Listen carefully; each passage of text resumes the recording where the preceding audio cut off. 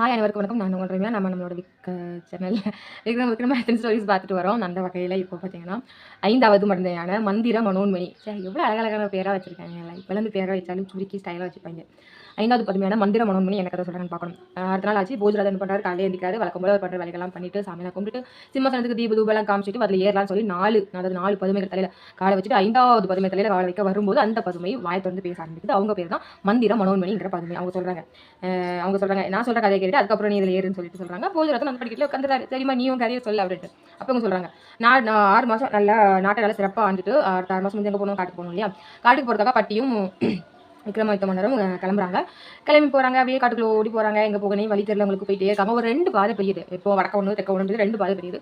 அப்புறம் 2 இடத்துலையுமே 2 குத்துக்களை வச்சு அதில் வந்து நல்லா கல்வெட்டு மாதிரி பொறுத்து வச்சிருக்காங்க. என்னன்னு பார்த்தீங்கன்னா, வடக்கு திசை பக்கமாக நீங்கள் போனீங்கன்னா அழகாபுரி அப்படிங்கிற நகரம் வரும். அங்கே பார்த்தீங்கன்னா அரசவையில் நடனம் ஆடுற தனவதி குணவதி அப்படிங்கிற 2 மங்கைகள் இருக்காங்க. அவங்க வீட்டு வாசலில் மணி அடிச்சிங்கன்னா அவங்க வருவாங்க. அவங்க கிட்ட 1000 பொற்காசுகள் கொடுத்தீங்கன்னா அங்கே தங்குறவருக்கு அவங்களுக்கு வந்து பணிவடை செய்வாங்க. எப்படி ஒரு கணவனுக்கு மனைவி எப்படி பணிவடை செய்வாங்களோ அதே போல் அவங்க வந்து பணிவடை செய்வாங்க. இது வந்து அந்த நாட்டில் இருக்கிற வழக்கமா, என்ன வழக்கமோ தெரியல.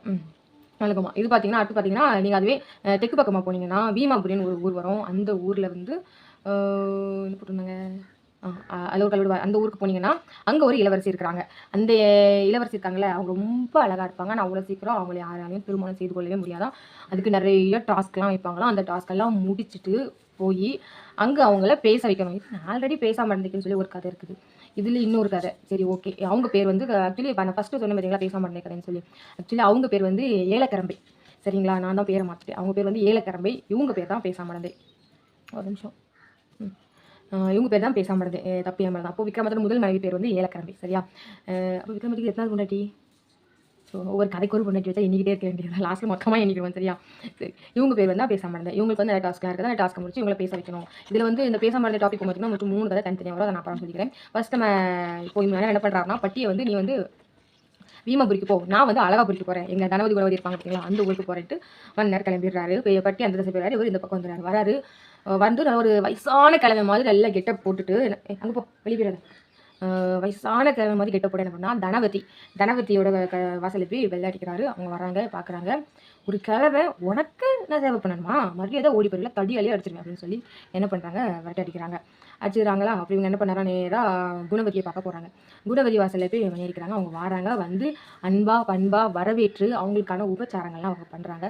சாப்பாடு வைக்கிறாங்க, கால் வணிக்கி விடுறாங்க, விசிறி விடுறாங்க. அதாவது அந்த நாட்டோட ரூல்ஸ் அது. வர்றவங்கள கணவரை போல கவனிக்கணும் ரூல்ஸு. பட் இங்கே பார்த்தீங்கன்னா அவர் வயசானவர் இல்லையா, அவர் வந்து எந்த ஒரு அட்வான்டேஜுமே அவர் வந்து எடுத்துக்கல. விக்ரமாதித்தன் தன்னுடைய வயசுக்கு ஏற்ற மாதிரி அப்போ கெட்ட பேர் நடத்துறாரு. எந்த ஒரு அட்வான்டேஜ் அந்த பொண்ணு எடுத்துக்கல. அவர் அவங்க எப்படி கவனிக்கிறா அப்படின்னு தான் பார்க்கணும்னு எனக்கு நினைச்சா தவிர அவன் மேலே இவரோட சுண்டு விரல் கூட படலை. அது புக்கில் போட்டுருக்கு.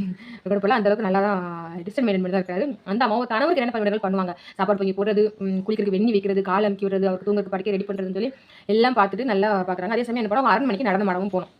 சரியா. வீட்டில் ஆட்டி பட்டி எல்லாம் வச்சுட்டு வேலைக்கார பண்ணிட்டு எல்லாம் வச்சுட்டு நடந்து மட்டும் அவங்க கிளம்பணும். அதே சமயம் பார்த்தீங்கன்னா தனவதி இருக்காங்க இல்லையா, ஐயோ நம்ம வந்து கிளம்பி வாக்கி விட்டோமே, இது மன்னர் காதுக்கு போச்சுன்னா அப்புறம் நம்ம நாட்டை விட்டு துரத்திடுவாங்களே, நம்மளுக்கு கிடைக்கிற காசு கூட கிடைக்காது, நம்ம நடந்து மாட முடியாதுன்னு சொல்லிட்டு வேலைக்கார பெண்ணை அனுப்பி கிளம்பி எங்களுக்குன்னு பார்த்துட்டுவான்னு சொல்லி அனுப்பி விடுறாங்க. அப்போ அந்த வேலைக்கார பெண்ணி அப்படியே அழைஞ்சிட்டு போது பார்த்தீங்கன்னா குணவதி வீட்டில் அவர் உட்காந்து சாப்பிட்டு இருக்கிறத பார்த்துட்டு தனவதி கிட்ட வந்து சொல்கிறாங்க. தனவதி அப்படியே கதை சரி பார்த்துக்கிறேன்னு சொல்லிட்டு அப்புறம் 2 பேரும் அரண்மனைக்கு போகிறாங்க. தனவதி அந்த டைமுக்கு அரண்மனைக்கு போயாகணும், குணவதி அரண்மனைக்கு போயாகணும். இப்போ ஒரு மத்தியானம் வேலை வச்சுக்கோங்க, ஒரு 3 மணிக்கு டைமில் அப்படி போகணும். போய் அங்கே அவையில் வந்து நடனம் ஆடணும்.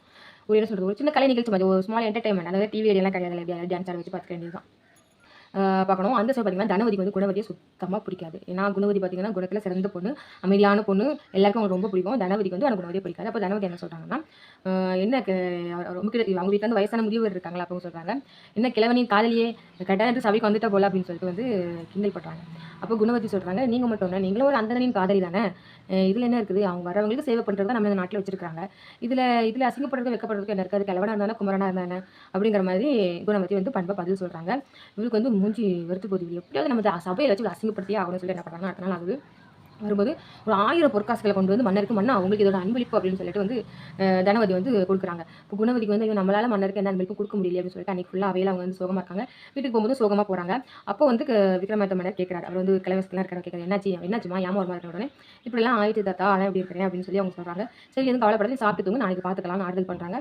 ஆனால் குணவதிக்கு தூக்கமே வரல. அவையில் நம்ம அசிங்கப்படுத்திட்டாலே அப்படின்னு சொல்லி அதே யோசிச்சுட்டு இருக்காங்க. அடுத்த நாள் விடியுது. இப்போ விக்ரமாதித்த மன்னர் என்ன பண்ணுறாங்கன்னா ஒரு முத்து மாலையை எடுத்து இது கொண்டு போய் மன்னரிடம் கூடன்னு சொல்லி கொடுக்குறாங்க. அடுத்த நாள் சபைக்கு வந்து குணவதி வந்து இது வந்து மன்னர் கொடுக்காங்க. அவையில எல்லாருக்கும் அவ்வளோ ஆச்சரியம். ஏன்னா இது வந்து மன்னர்கள் மட்டுமே அணியக்கூடிய மிகவும் விலை உயர்ந்த மணிமுத்து.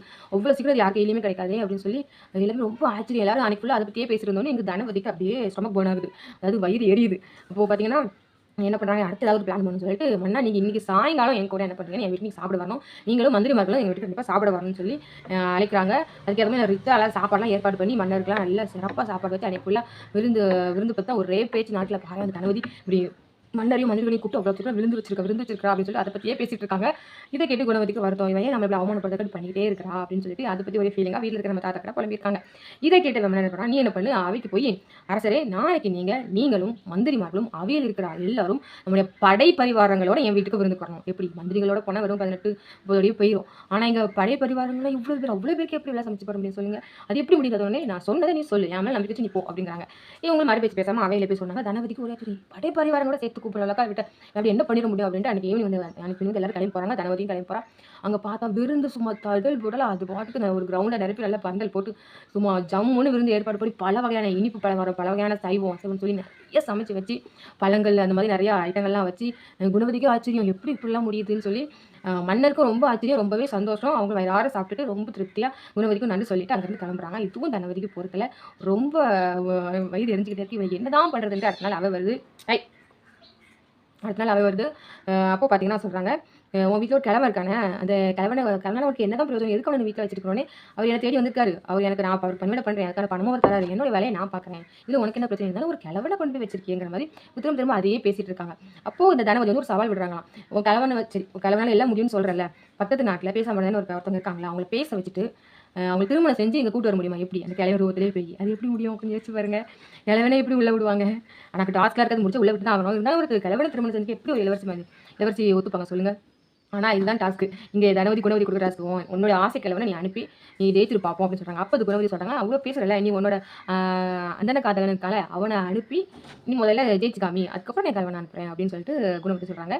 அதுபடியே பார்த்தீங்கன்னா இந்த அந்தனன் இருக்கார்ல, நம்ம தனவதியோட காதலன் அங்கே போகிறாரு. அவரால் எதுவும் பண்ண முடியல. அங்கே போனால் என்ன பண்ணுவாங்க, மொட்டை அடிச்சு விட்ருவாங்களே, ஜெயிக்கலாம் மொட்டையோட திரும்ப வராரு. இப்படி தோத்துட்டார். அடுத்தது விக்ரமத்தமர் விட்டான்னு இவர் வந்து கிளம்பும் சொல்லிட்டு போகிறார்.